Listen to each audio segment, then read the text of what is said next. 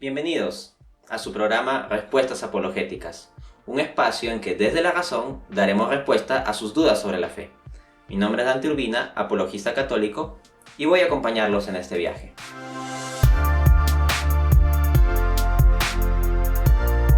Hay que recordar que Dios es Padre. Y eso implica la perspectiva de que muchas veces nosotros nos comportamos como se comportan nuestros hijos. Y muchas veces los niños dicen, oye, si mi mamá o mi papá es bueno y me quiere, ¿por qué pone tantas normas que me fastidian? Pero eso no prueba que los padres no existen y tampoco prueba que los padres no aman al niño.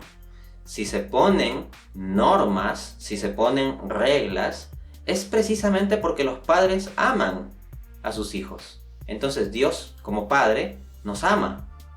Y en consecuencia, como quiere nuestro bien, es necesario que ponga ciertas reglas y restricciones. Yo tengo una hijita, por ejemplo, y por supuesto que hay reglas y restricciones que hay que poner. Que es bueno comer frutas, que es bueno comer verduras, que no todo es solo comer dulces, que no debe meter los dedos en el enchufe, que no debe jugar con objetos punzocortantes, etc.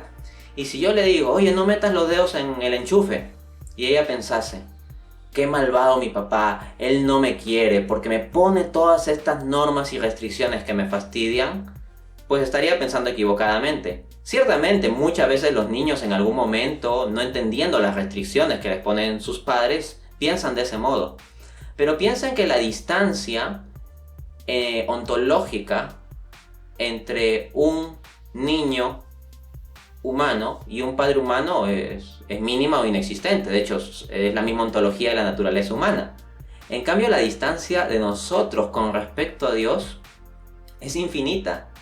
En consecuencia, es perfectamente razonable que muchas veces haya cosas que no podamos entender, pero no por eso podemos concluir que Dios no nos ama. Ahora, si vamos en concreto a la experiencia humana, fuera de este ejemplo que he puesto de los padres de familia, que quienes son padres lo entenderán muy bien, encontramos también que en cosas como el tráfico, ¿no? Hay normas de tránsito, y uno podría poner la siguiente objeción, oye, ¿por qué existen estas normas que me restringen, que me condicionan, que me fastidian de que yo tengo que parar en determinadas partes y tengo que esperar a que cambie la luz del semáforo y que tengo que hacer caso al policía de tránsito? ¿Y por qué hay estos límites en la carretera que no me permiten ir por donde me da la gana? ¿Por qué yo tengo que estar dentro de estos límites?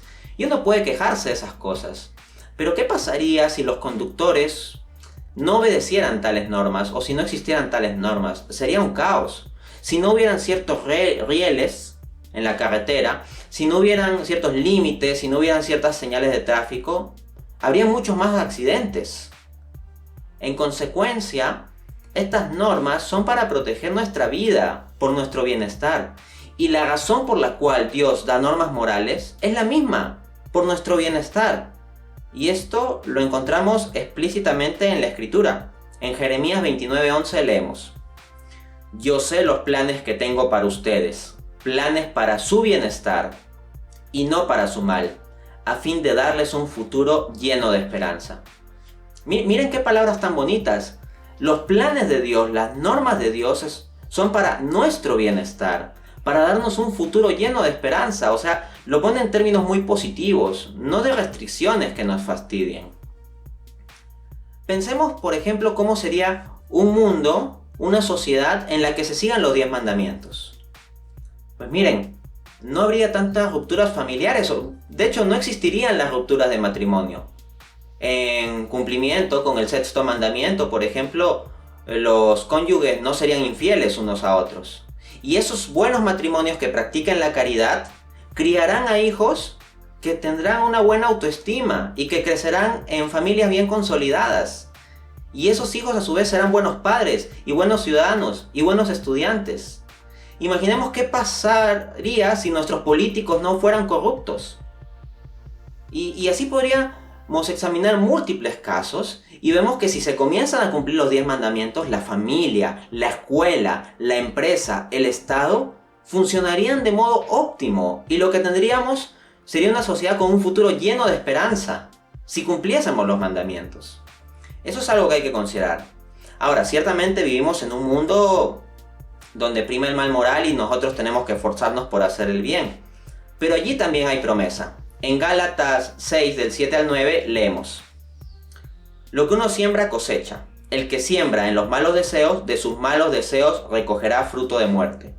El que siembra en el Espíritu, del Espíritu recogerá una cosecha de vida eterna. Así que no debemos cansarnos de hacer el bien, porque si no nos desanimamos, a su debido tiempo cosecharemos. Entonces eso, las personas que se esfuerzan en construir su vida de modo honesto, siguiendo los mandamientos de Dios, pueden sí pasar momentos de dificultades, pero eventualmente saldrán adelante y obtendrán ese futuro lleno de esperanza que Dios ha prometido.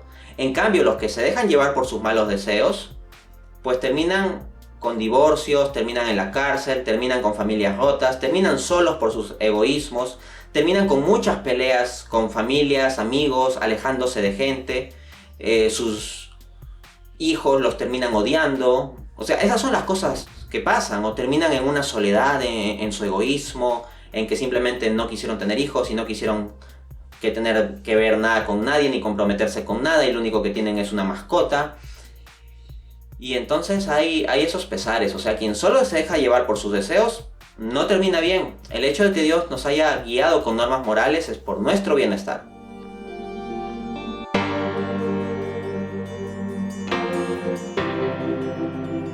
Esta pregunta se hace con base en un texto del Evangelio, en concreto Mateo 5, del 38 al 39, donde leemos: habéis oído que se dijo, ojo por ojo, diente por diente, mas yo les digo, no resistan al que es malo, antes bien, cuando te abofeteen en la mejilla derecha, muestra también la otra. Son palabras de Jesucristo. Cuando Él dice que debemos dar la otra mejilla, lo que se refiere fundamentalmente es a no guardar rencor, a minimizar la idea del deseo de venganza, a eliminar, de hecho, el deseo de venganza. Porque cuando nosotros simplemente queremos pagar el mal por mal, ¿qué terminamos generando? Una sociedad en la que prolifera el mal. En cambio, a lo que nos llama Jesús es a pagar el mal con bien. A pagar el mal con bien. Y ojo, esto no implica dejar de luchar por una sociedad justa o por el bien, sino significa vencer el mal pero con actitudes buenas. Así, por ejemplo, en Romanos 12:21 el apóstol Pablo nos dice: no te dejes vencer por el mal, antes bien, con el bien vence el mal. Pero bueno, ¿qué tenemos en Éxodo 21 del 23 al 24? Que en la antigua ley sí se establecía el ojo por ojo y diente por diente. Leemos: mas si hubiere muerte, entonces pagarás vida por vida, ojo por ojo, diente por diente. Entonces pareciera que Jesús está cambiando las normas morales. Sin embargo, como establece el propio Jesucristo en Mateo 5:17, Él no ha venido a abolir la ley, sino a darle su pleno sentido, su pleno significado.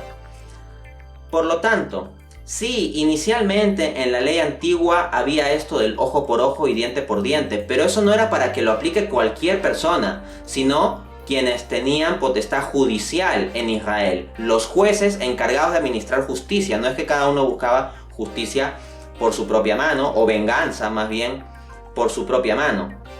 Sin embargo, va a haber ya en el Antiguo Testamento señales de una evolución hacia una comprensión moral más basada en la bondad y en la compasión, y no meramente en esta justicia que más suena como una venganza.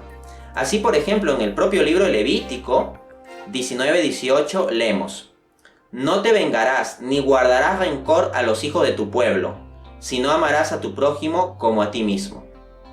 Asimismo, en Proverbios 20:22 dice: no digas, yo pagaré mal por mal, espera en el Señor y Él te salvará. Fíjense cómo ya en el libro Proverbios se nos llama a no estar ojo por ojo, diente por diente, sino esperar en el Señor, esperar que el Señor se encargue de las cosas y que Él haga justicia. Entonces vemos que hay una evolución de la comprensión moral. No es que Dios cambie sus estándares morales, sino que teniendo Dios un estándar moral de bondad plena, en su revelación al hombre, que es imperfecto y que va comprendiendo cosas a lo largo de la historia, le va revelando por partes y le va dando ciertas normas que sean más acordes al estado, digamos, de menos comprensión que puede tener el ser humano en cierta fase de la historia. Esto que estoy diciendo es lo propio que nos muestra Jesús en el Evangelio según San Mateo, capítulo 19, versículo del 7 al 8, cuando le preguntan sobre el divorcio, encontramos lo siguiente. Le dijeron: ¿por qué pues Moisés mandó dar carta de divorcio a la esposa y repudiarla? Respondió Jesús: a causa de la dureza de sus corazones, Moisés les permitió repudiar a sus esposas, mas en el principio no fue así. Y luego Jesús pasa a explicar lo del matrimonio en la voluntad de Dios. Lo que Dios quiere es que sea varón y mujer juntos toda la vida. No un asunto de divorcio.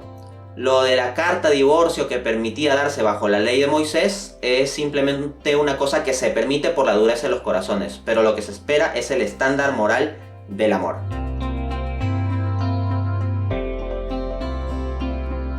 Bueno, yo creo que la clave está en lo que decía este gran predicador católico, Wilson Tamayo. Hoy se ha perdido desafortunadamente el respeto a la autoridad de Dios. Respetamos a cualquier autoridad humana, pero la autoridad de Dios sobre nosotros no. Ciertamente, el temor de Dios, don del Espíritu Santo, virtud que se señala mucho en la Biblia, se ha perdido. Hemos perdido el temor de Dios. Nos da miedo la muerte física, pero no la muerte espiritual. Nos da miedo que se acabe pues esta vida, pero no que nos condenemos eternamente.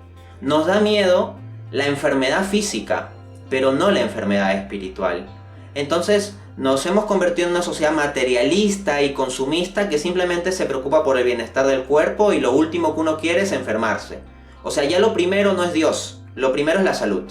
Y es una frase común de nuestra sociedad, ¿no? La salud es lo primero. Pero no. Para un cristiano lo primero es Dios. De forma coloquial alguno podrá decir la salud es lo primero, pero en sentido absoluto lo primero es Dios. Y hemos perdido esa perspectiva. Esto es grave.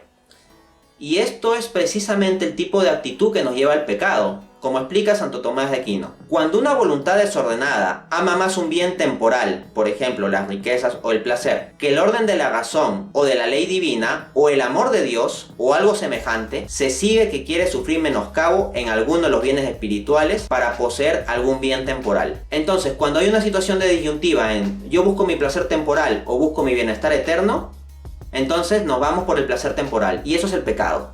O sea, darle la espalda a Dios, decirle a Dios: no me importa lo que tú me amas, y no me importa que tú tengas estas normas, y no me importa ni siquiera que tú digas que sean para mi bien, sino que lo que yo prefiero en este momento es simplemente este placer concreto y punto, y no me molestes.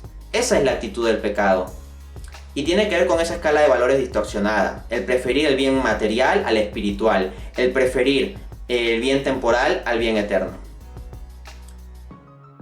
Encontramos que Jesús nos dice, Mateo 22 del 37 al 38, amarás al Señor tu Dios con todo tu corazón, con toda tu alma y con toda tu mente.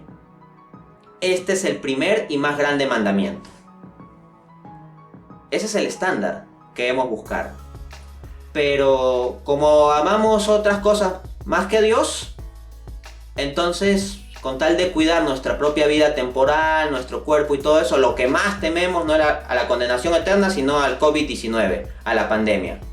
Y le hacemos caso al Estado. Y no digo que esté mal eso, no digo que esté mal proteger nuestro cuerpo, tomar las prudencias necesarias con respecto a la pandemia y cosas de ese tipo. No digo que esté mal. Pero el problema es que no se da la misma importancia a Dios. Porque, por ejemplo, la gente no tiene miedo de ir a los supermercados a comprar, donde puede contagiarse de COVID-19, pero ahí sí como ponen muchas objeciones, muchas reticencias, muchos miramientos respecto de ir a la misa. O sea, si vas a misa, ahí sí te puedes contagiar, ¿no? O sea, en el supermercado para conseguir el pan material no tienes miedo de ir. Y nadie está poniendo objeciones de, oye, pero ¿cómo permiten a la gente ir a los supermercados? Se ponen unas normas que hay que seguir y ya está. Pero que cuando se trata de ir a la Eucaristía, al pan espiritual que es Jesucristo mismo allí presente, allí sí se ponen miles de objeciones. Hay mucha gente que se conforma con la misa virtual. Ciertamente por las circunstancias de la pandemia, el acceder a la misa presencial es algo complicado o que no está disponible en términos realistas para una gran cantidad de personas. Pero no debemos conformarnos, porque quien se conforme con la misa virtual estaría en una situación como quien se conforme con ver programas de cocina y nunca comer. Esa persona moriría de hambre. Igualmente, católico que se conforme con misa virtual, incluso cuando acabe la pandemia, y no busque el pan vivo bajado del cielo que es Jesucristo Eucaristía, morirá de hambre espiritual. Y no queremos eso. Bueno, eso es lo que hemos visto por hoy. Nos vemos en un siguiente programa.